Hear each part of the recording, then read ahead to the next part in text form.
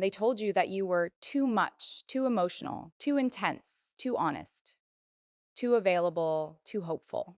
And slowly, without realizing it, you started believing that maybe loving the way you do is a flaw. Maybe your heart is the problem. Maybe if you cared less, stayed quieter, needed less, things would have worked out. But hear this clearly, your heart was never the issue. You were not hard to love.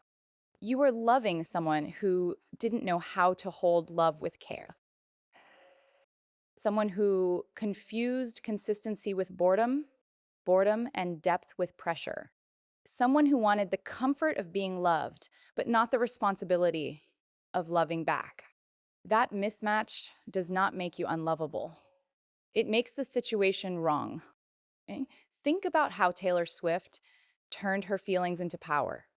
She never denied her emotions. She didn't numb herself to survive heartbreak. She felt everything fully, and then she transformed it into growth. She showed us that being emotional doesn't make you weak, it makes you real. And real people feel deeply. Real people hope. Real people believe even when it's risky. And when someone makes you feel like your love is a burden, that is not love. Love does not ask you to shrink. It does not require you to become colder, quieter, or smaller just to be chosen.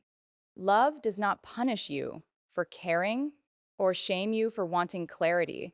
The right kind of love makes space for your feelings instead of running from them. Stop apologizing for the way you love. Stop explaining your needs as if they are flaws. You are not asking for too much. You are asking the wrong person. The problem was never your intensity, your loyalty, or your honesty. The problem was giving all of that to someone who lacked the capacity to meet you where you stood. Okay?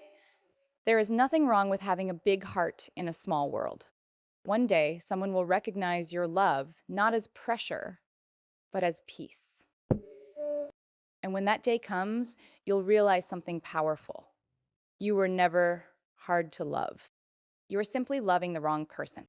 In a world that constantly teaches us to toughen up, to guard our hearts, to feel less so we can hurt less, you chose softness. You chose to care, to listen, to give chances, to believe in love even when it scared you. And when it ended, when the silence replaced the promises, people looked at you and said, maybe you loved too hard. But loving deeply was never your mistake. You were not hard to love.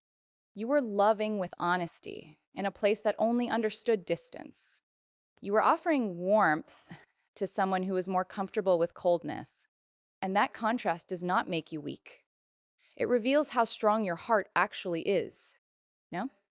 Taylor Swift stood in front of the world and refused to hide her sensitivity.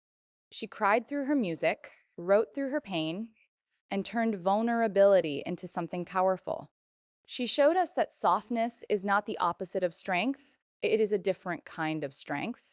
It takes courage to stay open in a world that rewards emotional walls. You felt everything fully.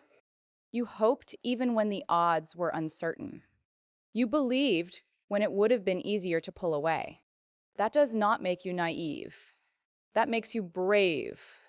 Loving honestly requires more strength than pretending you don't care. And being gentle in a relationship that was careless does not mean you were wrong.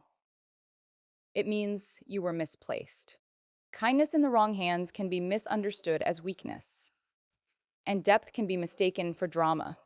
But that misinterpretation belongs to them, not to you. Do not turn your softness into armor. Do not harden yourself just because someone failed to value what you offered. The world does not need less feeling. It needs the right people holding it. One day, someone will receive your tenderness with gratitude instead of discomfort, with care instead of fear.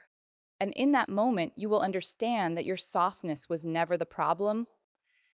It was always your power.